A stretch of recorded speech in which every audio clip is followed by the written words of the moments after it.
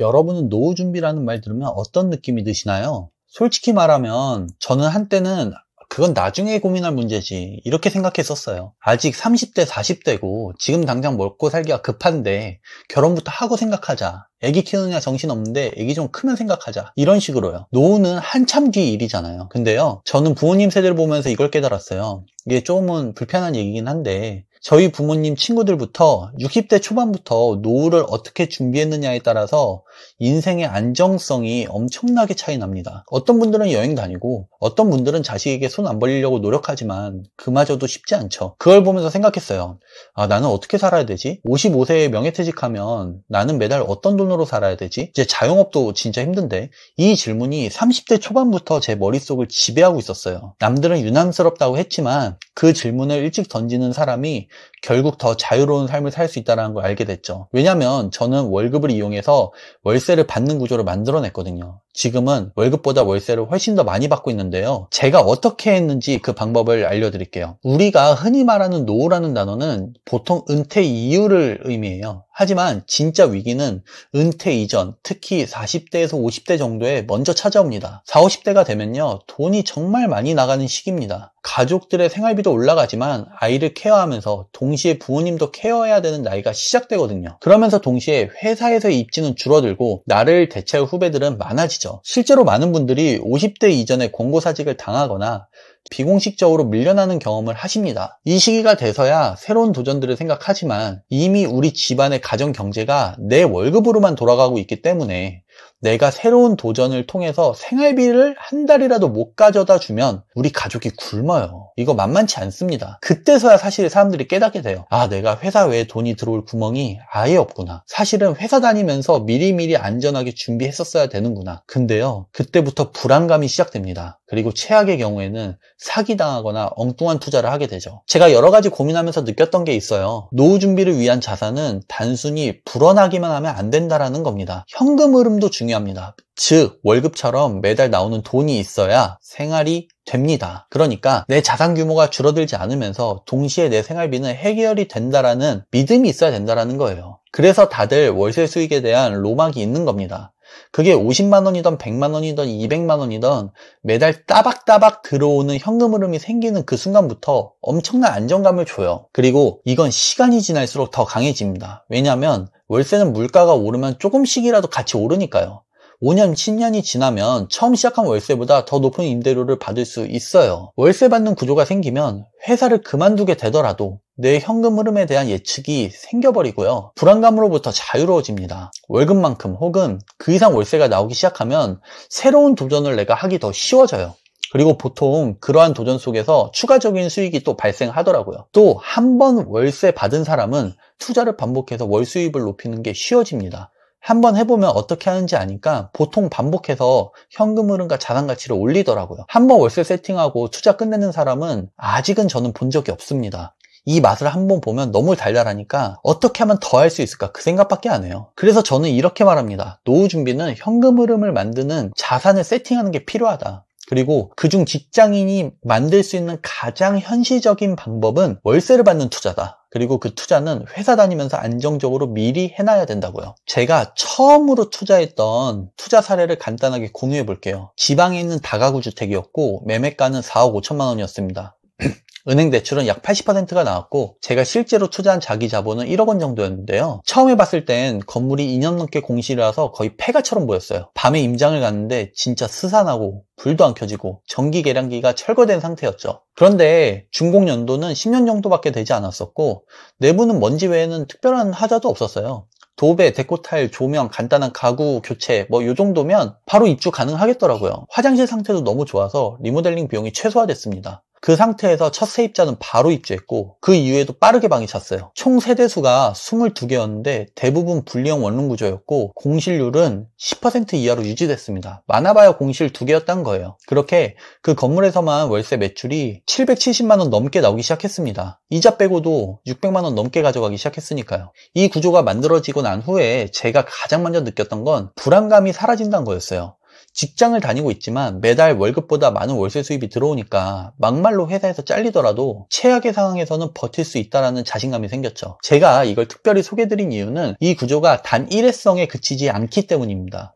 즉, 한 번만 해보면, 한 번 성공하면 그 다음에도 똑같이 반복할 수 있는 구조라는 거예요. 실제로 저는 이거 한번 해보니까 2채 정도 운영한다고 생각하면서 중간중간 건물 매도해서 차익 실현하고 또 세팅하면서 현금 흐름과 자산이 엄청나게 상승할 거라고 생각했어요. 기존 건물에서 발생하는 현금 흐름은 일부 저축하고 그걸 다음 매수의 종잣돈으로 활용하면 복리처럼 자산과 월세 수익이 계속 불어나게 되는 구조인 거예요. 이걸 꾸준히 반복하면 나중엔 내가 일하지 않아도 월급보다 월세가 훨씬 많아지는 구조가 생기는 거죠. 거기에 내가 만약에 회사까지 다니고 있다, 월급까지 받는다라고 하면 정말 한 달 저축액은 폭발을 하죠. 많은 분들이 나는 직장인이니까 부동산 투자는 어렵다라고 생각하세요. 근데 저는 오히려 직장인이기 때문에 유리한 구조라고 생각해요. 이유는 다음과 같습니다. 월급이라는 안정적인 현금 흐름이 있으니까 도전하기가 편해요. 이자가 매달 나가더라도 공실이 생기더라도 버틸 수 있는 건 기본 자금줄이 있다. 그건 바로 월급이라는 거예요. 두 번째로는 직장인은 대출이 잘 나옵니다. 직장인은 일정한 소득이 있으니까 은행 입장에서도 신용도와 상환 능력이 높다고 판단하죠. 그래서 일반 자영업자보다 훨씬 유리한 조건으로 대출이 가능해요. 마지막으로 직장 다니면서 이 정도 투자하는 거 전혀 무리가 없어요. 평일 저녁과 주말 시간 이용해서 부동산 공부하고 물건 검색하고 임장 다 할 수 있어요. 전업 투자자처럼 하루 종일 뛰어다닐 필요 없이 아주 한정된 시간만으로도 이 정도 월세 받는 구조는 만들 수 있습니다. 제가 해봤어요. 굳이 안정적인 월급이라는 수입원을 포기할 필요가 없죠. 근데 이런 투자 방법에도 리스크는 있습니다. 특히 경매 투자라거나 세입자가 하나도 없는 상태에서 리모델링을 해야 될 경우 초기에는 수입이 없는데 이자는 계속 나가니까 불안할 수밖에 없습니다.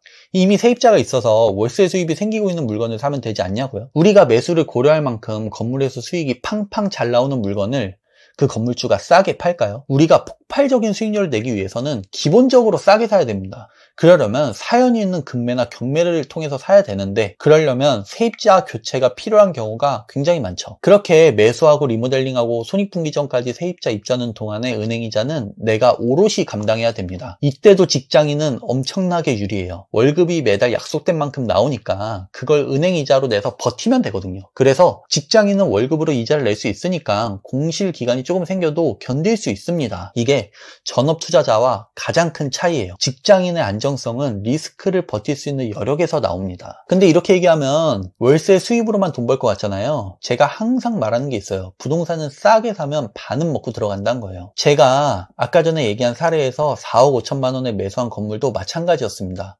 해당 지역의 시세로 보면 그 건물은 9억 이상의 수준으로 매도가 가능합니다.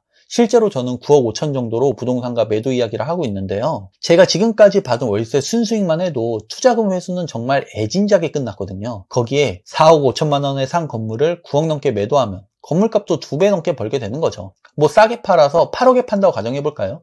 그래도 수익이 많이 남죠. 엄청 급하게 팔 필요도 없어요. 월세가 많이 나오니까 천천히 분위기나 가격 조율해가면서 팔고 그 수익으로 더 좋은 상급지에 건물을 매수할 수 있는 거죠. 이게 바로 싸게 산 부동산의 힘이에요. 싸게 사면 월세 수익률이 더 높아지고 내가 매도할 때도 선택폭이 커지죠. 조금 더 가격 낮춰 팔아도 내가 압도적으로 싸게 샀기 때문에 무조건 수익 구간인 거예요. 손님 안 붙으면 월세로 한 달에 5, 600만 원씩 벌고 있는데 내가 급할 게 있나요? 저는 이런 투자로 노후 준비를 하고 있습니다. 사실 저는 솔직히 얘기하면 이제 노후에 대한 걱정이 크진 않습니다. 이렇게 월세 세팅해서 돈 벌 자신 있거든요. 저의 걱정은 사실상은 노후 준비를 넘어서서 유동성 팽창 구간에 나의 자산 가치를 최대한 증대시키는 것, 그리고 나의 아이한테도 이런 투자 방법을 알려주고 더 빠르게 자산을 그 아이는 쌓게 하기 위해서 증여하는 거예요. 솔직히 제 주변에 친한 직장인들 있잖아요. 그분들께 슬쩍 이런 얘기하면 많은 분들이 지금은 여유가 없어서 나중에 돈 생기면 준비해야지 이렇게 그냥 말씀하고 또 시간이 흘러가요. 근데 그게 제일 위험한 생각입니다. 노후 준비는 미룰수록 비용이 늘어나고 기회가 줄어들어요.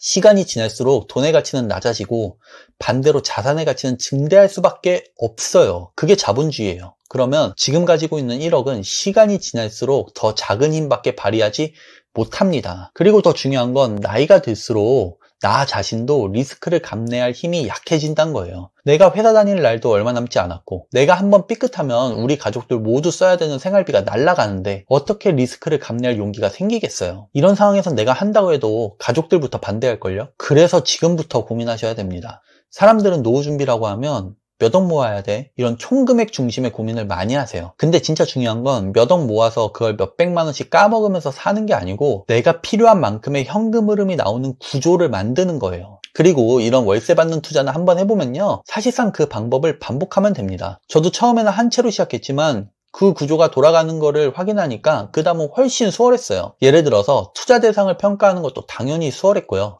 대출을 알아본다 하더라도 첫 번째 대출 받은 은행 담당자가 있을 거잖아요. 그분한테 내가 지금 매수하려고 하는 두 번째 건물에 대출 가는 금액을 미리 알아보니까 편하고, 또 은행 직원이니까 믿을 수 있죠. 그리고 그분만 믿기 어렵다, 다른 은행도 알아보고 대출 상담사 분들께 여쭤보면 되잖아요. 또 세 번째로 중개사 분들과 대화할 때도 나는 이미 해본 일이고 이미 건물을 운영하고 있기 때문에 중개사님들의 의견을 곧이곧대로 믿는 게 아니고 어디까지 이분의 이야기를 내가 참고할지, 그리고 어떤 부분은 그냥 흘려들을지 바로 견적 서더라고요. 그리고 마지막으로 내가 건물 운영할 때도 첫 번째 건물을 오토로 운영하는 노하우를 두 번째 건물에 그대로 적용하면 되니까 엄청 편했죠. 이렇게 하면 두 번째부터는 처음과 비교도 안 될 정도로 훨씬 쉽습니다.